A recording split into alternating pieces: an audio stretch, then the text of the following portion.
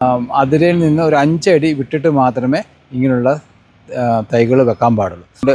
ഒരു മാവ് വെച്ച് അതിന് തൊട്ടപ്പുറത്ത് വേണമെങ്കിൽ ഒരു ചാമ്പ വെക്കാം. നമുക്കിതൊന്നും അധികം മായം ചേരാതെ, വിഷങ്ങളൊന്നും ചേരാത്ത ഫ്രൂട്ട്സുകളാണ് ഇതെല്ലാം.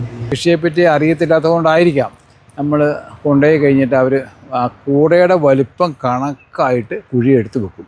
പ്രിയ കർഷക സുഹൃത്തുക്കളെ, നമ്മുടെ ചാനലിലേക്ക് സ്വാഗതം.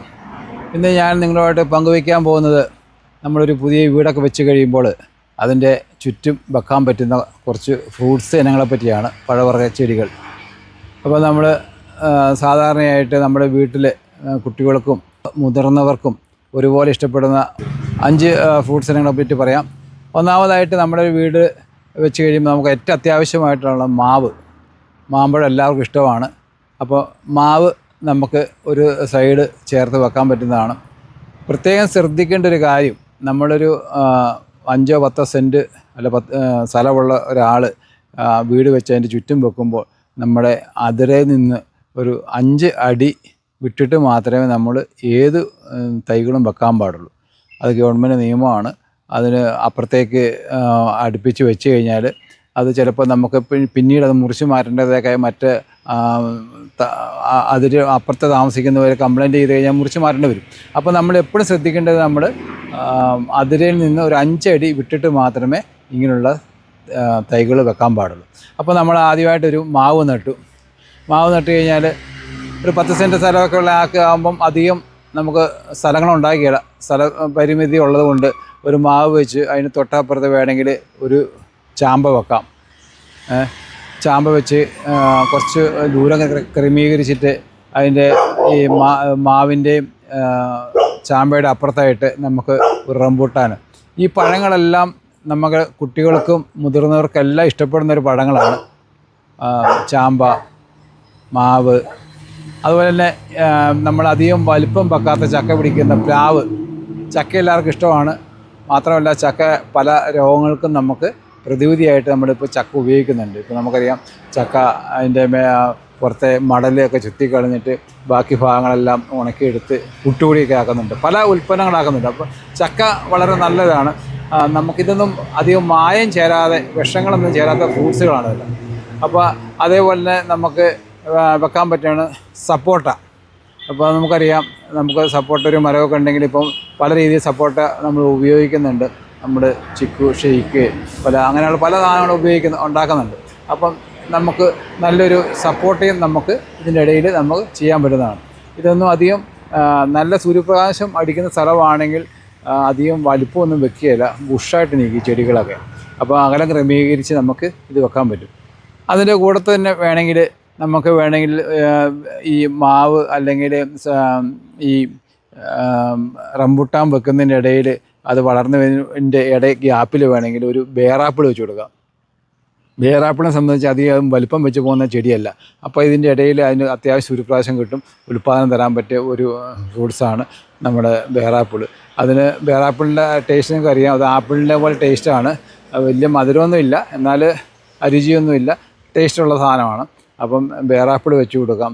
അപ്പം നമ്മൾ ഒരു 5 ഫ്രൂട്ട്സിനെ പറ്റി നിങ്ങളോട് ഞാൻ ഷെയർ ചെയ്തിട്ടുണ്ട്. അപ്പോൾ ഇത് എങ്ങനെ നമുക്ക് നടാം എന്നുള്ളത് നമുക്കറിയാം. നമ്മൾ സാധാരണ എല്ലാ ഇതിലും പറയുന്നതാണ്, നമ്മൾ ഇങ്ങനെയുള്ള തൈകളൊക്കെ വെക്കുമ്പോൾ നമ്മൾ രണ്ടാമത് കാര്യമായിട്ടുള്ള പരിചരണമൊന്നും ആരും കൊടുക്കുകയില്ല. അപ്പം നമ്മൾ ആദ്യം തന്നെ ചെയ്യേണ്ടത്, നമ്മൾ ഒരു 2-2.5 അടി കുഴിയെടുത്ത് അതിനകത്ത് ജൈവവള മിശ്രിതം നിറച്ച്, ചാണകപ്പൊടി അല്ല എല്ലുപൊടി, വേപ്പും പിണ്ണാക്ക് ഇതെല്ലാം മിക്സ് ചെയ്ത് നിറച്ച് അതിനകത്ത് വേണം നമ്മൾ തൈ വെക്കാൻ വേണ്ടി. അപ്പം നല്ല മഴക്കാലമുള്ള സമയമാണ് ഏറ്റവും നടാൻ പറ്റിയ സമയം. അപ്പം ചെടി നടുന്ന സമയത്ത് എന്തെങ്കിലുമൊക്കെ ഒരു കൂടെ പൊട്ടിയും മണ്ണിനെ ഇളക്കം തട്ടിയാൽ പോലും അത് തൈകൾ പോകാതെ കിട്ടും. അപ്പം നമ്മൾ നല്ല രീതിയിൽ കുഴിയെടുത്ത് വളമൊക്കെ ഇട്ട് അതിനകത്ത് നമ്മൾ ഈ നല്ല തൈകൾ വാങ്ങിയിട്ട് അതിനകത്ത് കവറ് പൊട്ടിക്കുമ്പോൾ വളരെ ശ്രദ്ധിക്കേണ്ട കാര്യം വെച്ചാൽ ഒരിക്കലും മണ്ണ് പൊട്ടാതെ വേണം അത് അത് എടുക്കാൻ വേണ്ടി. അങ്ങനെ വെച്ച് കഴിഞ്ഞാൽ ആ തൈകൾ പോകത്തില്ല. ഈ നമ്മൾ അടിസ്ഥാന വളം കൊടുക്കുന്നത് കൊണ്ട് നമുക്ക് അതിനുള്ള മെച്ചമെന്ന് വെച്ചാൽ അത് ദ്രുതഗതിയിൽ അതിൻ്റെ വളർച്ചയുണ്ടാവും.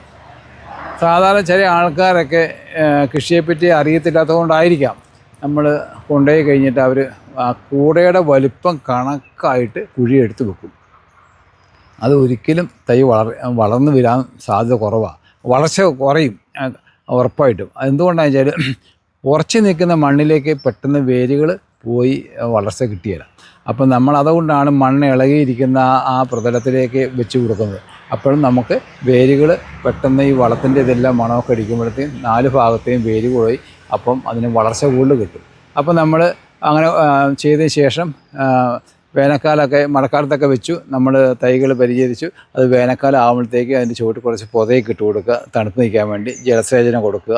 അങ്ങനെയൊക്കെ ചെയ്ത് കഴിയുമ്പോഴത്തേക്കും ഈ എല്ലാ ഐറ്റംസും ബേറാപ്പിളൊക്കെ ആണെങ്കിൽ 1.5 വർഷം കൊണ്ട് കായ്ക്കും. സപ്പോട്ട മാവൊക്കെ 3 വർഷം വേണം. മാങ്കോ അങ്ങനെയുള്ള ഐറ്റംസൊക്കെ. ബാക്കിയെല്ലാം പ്ലാവ് ഞാൻ പറഞ്ഞ ഐറ്റം വിയറ്റ്നാം സൂപ്പർ എയറിലേക്ക് ആണെങ്കിൽ 1.5 വർഷം കൊണ്ട് കായ്ക്കും. അപ്പോൾ പെട്ടെന്ന് ഉൽപ്പാദനം കിട്ടും. ചില ഐറ്റങ്ങൾ ചിലത് ഒരു 2-3 വർഷം 4 വർഷമൊക്കെ പിടിക്കും. അപ്പോൾ നമ്മൾ അതിൻ്റെ പരിചരണം നല്ല രീതിയിൽ കൊടുത്തു കഴിഞ്ഞാൽ നമുക്ക് നമ്മുടെ ഒരു വീട്ടിലേക്ക് ആവശ്യമായ നമുക്ക് ഫ്രൂട്ട്സ്, നമുക്ക് വിഷമില്ലാത്ത ഫ്രൂട്ട്സ് നമുക്ക് ഉപയോഗിക്കാൻ പറ്റും. നമുക്കറിയാം നമ്മൾ കടയിൽ നിന്നൊക്കെ വാങ്ങുന്ന പല ഫ്രൂട്ട്സുകളും പല കെമിക്കലും ഉപയോഗിച്ചാണ് പഴുപ്പിക്കുന്നത്. അത് നമ്മുടെ ശരീരത്തിന് ഹാനികരമാണ്. നമ്മളത് വാങ്ങി ടേസ്റ്റോടെ കഴിക്കുന്നു, അത് നമുക്ക് രോഗം നമ്മളെ വിളിച്ചു വരുത്തുന്ന ഒരു അവസ്ഥയിലേക്കാണ് വരുന്നത്. അപ്പം നമ്മളെപ്പോഴും ശ്രദ്ധിക്കേണ്ടത് നമുക്ക് ഓരോ ഐറ്റംസ് നമ്മൾ കുറേശ്ശെ നമ്മുടെ വീടിൻ്റെ മുറ്റത്തിൻ്റെ അല്ലെങ്കിൽ അതിലൂടെയൊക്കെ വെച്ച് കഴിഞ്ഞാൽ നമ്മുടെ ആവശ്യത്തിനുള്ള ഫ്രൂട്ട്സ് നമുക്ക് ലഭിക്കും. ഇത്രയൊക്കെയാണ് നിങ്ങളോട് എനിക്ക് ഷെയർ ചെയ്യാനുള്ളത്. അപ്പം നിങ്ങളുടെ അഭിപ്രായങ്ങൾ നമ്മുടെ താഴെ കാണുന്ന കമൻറ്റ് ബോക്സിൽ രേഖപ്പെടുത്തുക. അപ്പം നമ്മുടെ ചാനലിൽ ഈ ഇന്നത്തെ വീഡിയോ ഇഷ്ടമായെങ്കിൽ ലൈക്ക് ചെയ്യുക, ഷെയർ ചെയ്യുക. വീണ്ടും കാണുന്നതുവരെ ബൈ.